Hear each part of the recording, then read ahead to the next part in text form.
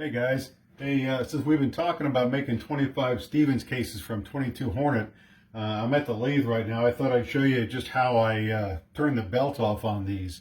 So these are 22 Hornet, and hopefully you can see this. I can't really see how the camera's looking at it, but you can see there's a belt at the very bottom here. I've sized these in a 25 ACP die, and that leaves a belt at the bottom that's oversized that needs to come off. So how I do this is I got the lathe already set up. I use a mandrel that's a close fit inside the case neck. In this case, it's just a drill bit that's a nice size. It slips in, and I'll put it into the collet here.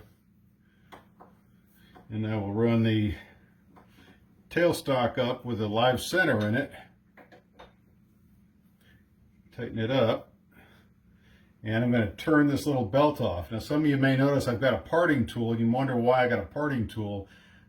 I could use another bit. I just like this because it's real small. It fits in very nicely. So I've already got the lathe set up, so I'm going to bring it in here. And you may notice there's a little bit of wobble in the case. Well, that's because cases, when they're made, they're not perfectly round. They just aren't. And some of them are better than others. So if you can see here, I'm turning that belt off. I've already got the cross feed set for the depth that I want.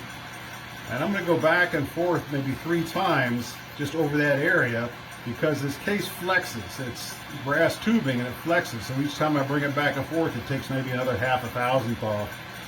And so I get that off. Then I bring it up against the rim. I put a little pressure on it and I'll bring the tool in and out because the rim's got to be thinned about 5 to 10 thousandths.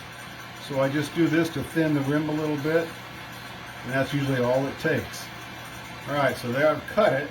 Now there's 2 more steps that I do. I take a little piece of 400 wet dry sandpaper with a little oil on it, and I just want to polish that area that I just cut with the lathe just to take the tool marks off.